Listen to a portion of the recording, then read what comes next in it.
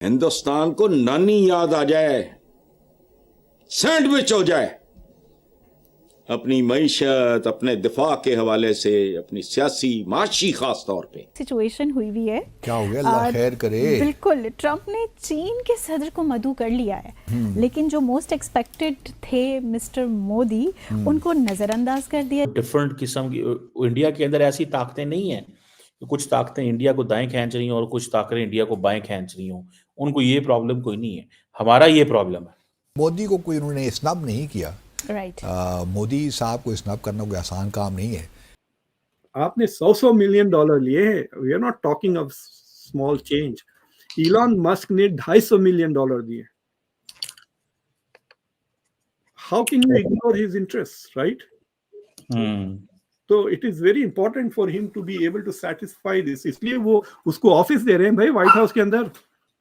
Elon Musk will have an office in the white house. Bhutto Zardari साहब जो हैं वो जाएं ना जाएं कोई फ़र्क नहीं पड़ता। सच्ची बात तो ये है, क्योंकि हुकूमत को अलबत्ता हमारी कोई इनविटेशन नहीं है। सही। और उसकी बहुत से ममालिक को नहीं है। ऐसा मैंने कहा अफ्रीका में किसी मुल्क को भी नहीं है, साउथ एशिया में किसी मुल्क को भी, भारत के अलावा किसी मुल्क को भी नहीं है। तो इससे परेशान नहीं होना चाहिए। तो आइए पहले पूरा वीडियो देख लेते हैं। वीडियो अच्छा लगे तो लाइक करें, शेयर करें, चैनल को सब्सक्राइब करना ना भूलें, बेल का आइकन प्रेस कर दें लेटेस्ट नोटिफिकेशन के लिए। हम लोग डिस्कस करेंगे वीडियो के अंत। सिचुएशन हुई भी है। क्या हो गया, अल्लाह खैर करे। बिल्कुल, ट्रंप ने चीन के सदर को मदऊ कर लिया है, लेकिन जो मोस्ट एक्सपेक्टेड थे मिस्टर मोदी, उनको नजरअंदाज कर दिया। इसकी क्या वजह है, एक तो मुझे ये बताएं, और इसको हम जो ग्लोबल अफेयर्स अभी चल रहे हैं और स्पेशली जो ट्रंप के आने के बाद हम प्रोग्राम में भी बात करते हैं कि डायनामिक्स बहुत ज़्यादा चेंज होने वाले हैं, तो उन डायनामिक्स की मद में हम ये जो पूरा फिनोमेना है, ये मदऊ करने वाला है, इसको किस तरह से एक्सप्लेन कर पाएंगे? देखिए, बड़ा हम पहले भी ये कह चुके हैं, बल्कि डिस्कस हमने किया है कि जी प्रेसिडेंट शी जिनपिंग को तो मदऊ कर दिया और काफ़ी अर्सा पहले किया, 2-3 हफ्ते हो गए हैं इस चीज़ को, लेकिन वज़ीर आज़म मोदी को दावतनामा नहीं मिला। 11th आवर पे शायद मिल जाए, वो पहुंच भी जाए। कौन? 11th आवर पे कुछ नहीं, 11th आवर पे नहीं मिलने वाला, बात खत्म हो गई है। अब तो क्लियर हो गया। एग्रीमेंट है वो बदल देंगे। यस, मैं ये सवाल करना चाहता था आपसे। हाँ, मैं डॉक्टर साहब आप इसी को कंटिन्यू कीजिएगा, लेकिन मेरा सवाल इसमें ऐड कर लीजिएगा। मुझे ऐसे लगता है कि डोनाल्ड ट्रंप जो है ना, वो जो ताकतवर शख्स होता है ना, जो मजबूत होता है, उसको एलोर करने की कोशिश करता है, उसको टफ लाइन नहीं देता। एंड इट सीम्स कि जितना वो चाइना को अप्रोच कर रहा है, कॉलें कर रहा है, ये कह रहा है, बात कर रहा है, शी जिनपिंग को इनविटेशन भी भेज रहे हैं, फोन पे बात भी हो रही है, कह रहा है आओ आओ, लग ये रहा है कि ये चाइना के साथ इंगेज करेंगे, कारोबार करेंगे, फायदा उठाएंगे उससे, ना कि उसको आइसोलेट करेंगे। आपको क्या लगता है? आपने मस्क की बात करी थी। देखिए, एक टाइप का बंदा होता है who sucks up and shits down। जो अपने से ताकतवर होता है उसकी वो चमचागिरी करता है, और जो अपने से कमजोर होता है उस पर दादागिरी करता है। ये बुलियों की निशानी होती है। तो डोनाल्ड ट्रंप ने कनाडा को जो पहाड़ बनाया आप देख सकते हैं ना, टैरिफ की धमकियां देकर। चाइना इज नॉट रिएक्टिंग, हालांकि उसने कहा कि मैं 60% कर दूंगा चाइना के ऊपर टैरिफ बास चीजों पर, राइट?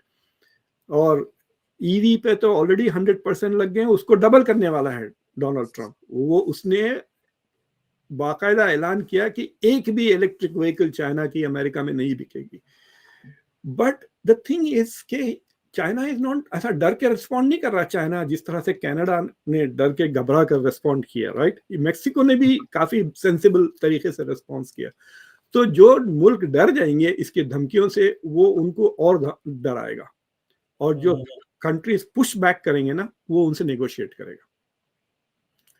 सो ही कुड, अगर ट्रंप को किसी ने कह दिया कि you can make a grand bargain with China on several issues, so he might go for it. He will want to make a deal with China, और अगर China की तरफ नरम हो जाएगा तो इंडिया के लिए प्रॉब्लम हो जाएगा। So that is a issue. But India के साथ जो मोमेंटम जो बाइडेन के अंडर हुआ था, वो मोमेंटम काफी स्ट्रांग है, क्योंकि वो सिर्फ लीडर्स के बीच में दोस्ती नहीं, अलबत्ता आई थिंक लीडर्स के बीच में उतनी दोस्ती नहीं थी जितना इंस्टीट्यूशंस के बीच में।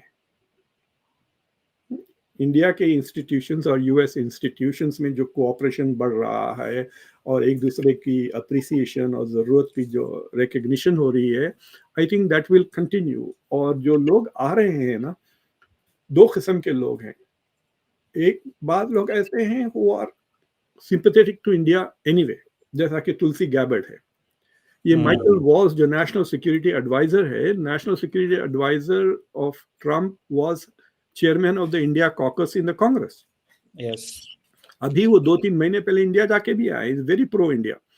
तो एडमिनिस्ट्रेशन में ऐसे भी लोग आ रहे हैं जो प्रो इंडिया है। They are not appointed there because they are pro India, but they are pro India. तो ये बंदा आ रहा है, जो डायरेक्टर ऑफ एआई जो आ रहा है, वो तो इंडियन ही है, वो भी मतलब मेरी तरह इंडियन है, मतलब पैदा नहीं हुआ यहाँ पर, born in India and then migrated here। अगर विवेक स्वामी, राम स्वामी आ जाते हैं, कैश पटेल आ जाते हैं, so these are all people who are going to be somewhat sympathetic to India, not fully but थोड़ा बहुत तो रहेंगे ही ना। और बाकी जो आ रहे हैं एंटी चाइना आ रहे हैं, जैसे Michael Waltz is very anti China, Marco Rubio is very anti China. आपने सवाल किया था मोदी को क्यों नहीं बुलाया, उसका जवाब दे दो। क्योंकि लोग कहते होंगे कि असल बात पे आ नहीं रहा, वैसे हमें उलझाया हुआ है।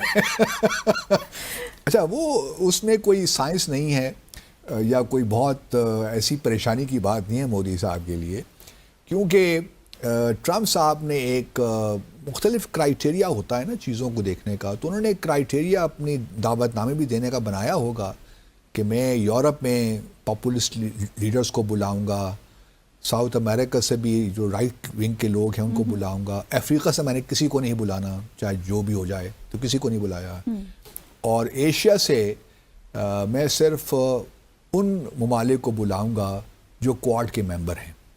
अब क्वाड के अमेरिका के अलावा 3 है ना, जापान है, ऑस्ट्रेलिया है और भारत है जी। अब क्वाड को बड़ी इंपॉर्टेंस देते हैं, और चूंकि क्वाड की मीटिंग समिट भी होनी है भारत में, तो उन्होंने ये कहा कि बजाय इसके कि मैं क्वाड के जो हेड्स ऑफ गवर्नमेंट को बुलाऊं या हेड्स ऑफ स्टेट को बुलाऊं, तो बेहतर है कि मैं उनके फॉरेन मिनिस्टर्स को बुला लूं। तो कहानी बस इतनी है, इसीलिए जयशंकर जाएंगे, जापान के फॉरेन मिनिस्टर भी होंगे, ऑस्ट्रेलिया के फॉरेन मिनिस्टर भी होंगे। तो ये मोदी को कोई उन्होंने स्नब नहीं किया, राइट।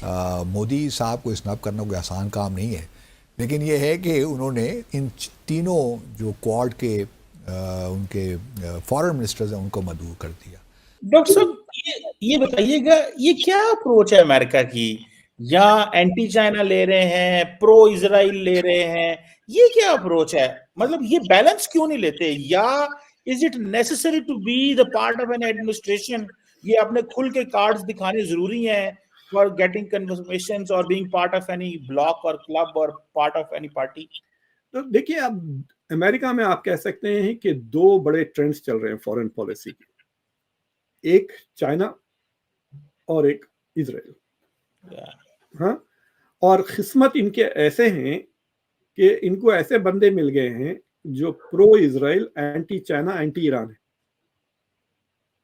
तो Marco Rubio is also very anti Iran, Michael Waltz is also very anti Iran, दोनों प्रो है। Mike Huckabee pro Israel, anti Iran, और ये एंटी चाइना है। Trump is the only one who is not ऐसा hardcore anti this pro that नहीं है वो।